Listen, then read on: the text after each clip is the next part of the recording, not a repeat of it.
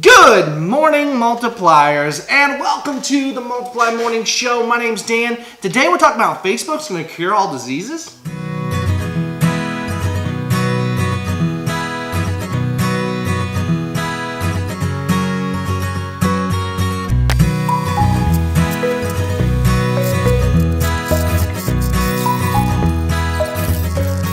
You heard me right. Facebook is trying to cure all diseases, or rather, Facebook's founder and his wife have started the Zuckerberg-Chan initiative to cure all curable diseases. So a little bit more, but basically this is to extend life, to do all these things. It's kind of a little bit more than that to it, but basically that's their goal. They're going to invest $3 billion into this initiative to bring scientists and people together to try to solve all curable diseases around the world. Now, there's quite a few other big people working on this, like Bill Gates. I can't remember the other. There's a few other large things. They partnered with Stanford, University of California, Berkeley, and so they partner with all these people. They're attempting to accomplish something to change the world, whatever you want to say. And so it should be interesting. It's a little bit like I'm a little worried about what they're doing there too, but hopefully it's good. Interesting nugget there. Next up, we're talking about Brad, Angelina, Brangelina, I don't know. They're in the midst of, obviously what we've all probably been aware of is a divorce. And I tell you what, the internet's blowing up about this, and I don't understand how people care so much about a guy getting divorced and a girl getting divorced. And all these other pressing issues are going on, and this is like dominating the news cycle in a lot of senses. I mean, we have Charlotte, which we're going to talk about here in a minute, but it's insane. Now, I did check in Doug Pitt, because if you don't know, Brad Pitt's from right here in good old Springfield, USA, and Doug Pitt is sometimes our official, non-official spokesman, but he had no comment, they said in the News Leader, our local paper.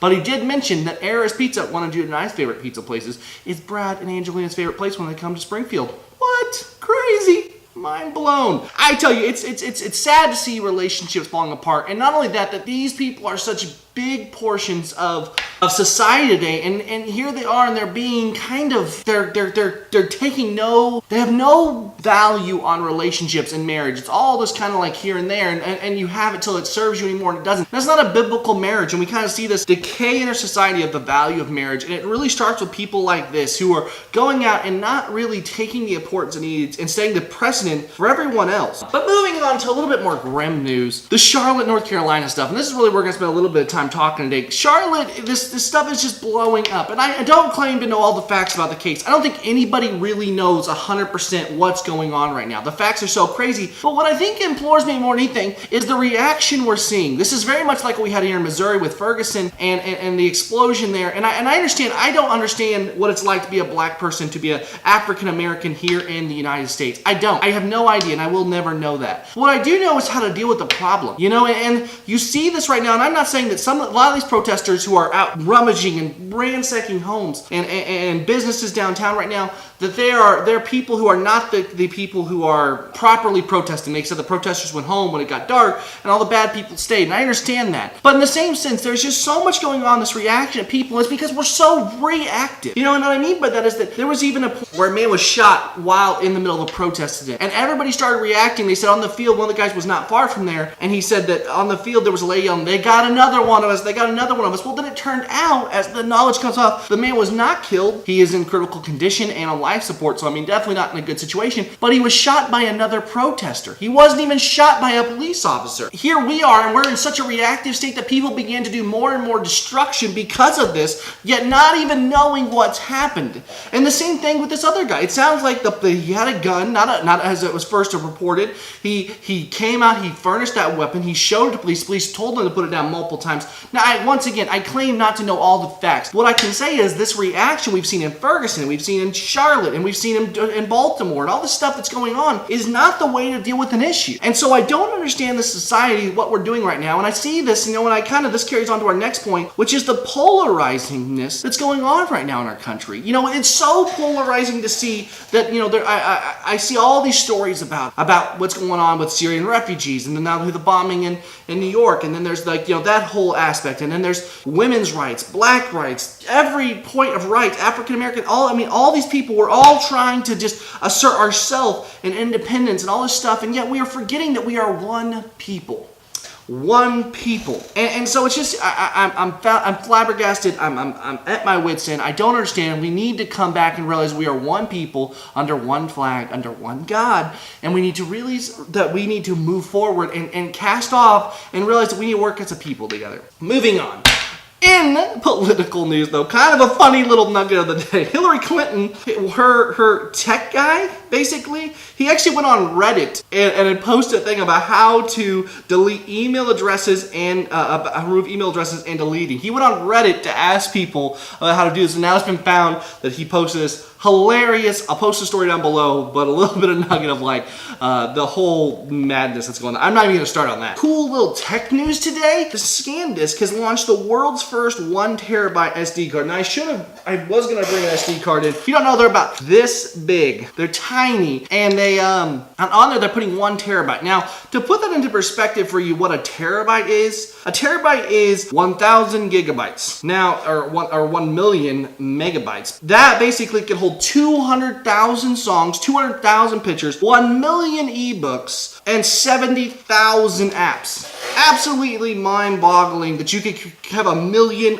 books on something this small. Fascinating, crazy, totally interesting. And lastly, our last story of the day is that Apple's looking at buying McLaren. Now, if you don't know what McLaren are, they are sweet cars. They are supercars to a T. They're amazing, and I like them a lot. But Apple's looking at buying them. And you might be saying, why would Apple buy a car company? Well, Apple is actually building a car. We all know this. They're actually looking into also, I'm trying to remember what it was, but they're looking into purchasing like another form of transportation, a smaller car. So why would they do this? Well, it's because Apple wants to get into this market. They want to start to get into the home automation, everything. And this would give them contacts all over the world and a very viable business already. So an interesting idea. The car company's denying it, but I mean, there's usually some merit to the rumors, especially when multiple people are reporting it from different sources. Interesting, excited to see what happens there. Is Apple going to buy a supercar? I don't think they're going to make a supercar, by the way. I think they're going to make something else, but it's going to be interesting to see what they do. Kind of cool bit there. And guys, that is it for today as far as that. Our video of the day, I'm not even going to explain it. It is just so weird. This lady who is got some weird life goals, posted down below. Check it out if you want to. It'll be in the link down below for the video of the day. And lastly, guys, let's go on to the focus. Today I was reading about, in 2 Chronicles again, just kind of going through, I was reading about Ahaz, his reign in Judah. You know, he comes in and you know, he reigned for 16 years in Jerusalem, and he did not do what was right in the eyes of the Lord. And we see this come through, and we see as it just completely goes against what God's doing. And we see the judgment that comes from that. What I mean to say is that, you know, Ahaz goes into this situation and starts to set apart his own things and build temples and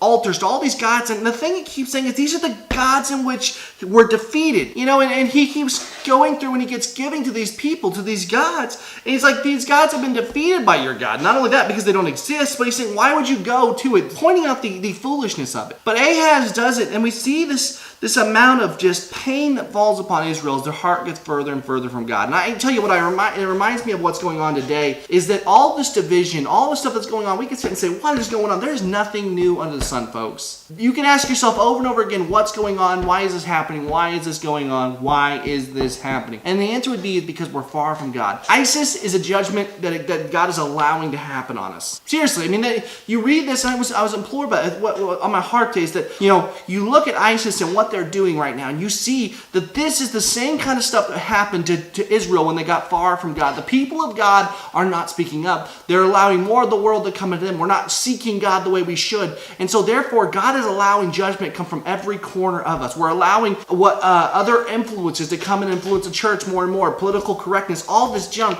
is coming at us like crazy. And the reality is that Israel suffered here, and we will too. But we see in the next chapter when Hezekiah comes in and restores what God does for the people of Israel. We'll talk about that tomorrow probably. But you know, the thing is, guys, we have to realize that we have to come back to God, that we are rebelling against Him, and therefore that is the rebellion that we're seeing coming against us now. That's it, guys. That's today. I appreciate you watching this video. If you want to see more, make sure you subscribe. All the links for everything we talked about are in the description down below. If you want to see more, make sure you go hit our Instagram up, hit our Facebook up, and Snapchat, once again, is on the way. It's not there yet. So stay tuned. We'll be back with more. God bless. See you tomorrow.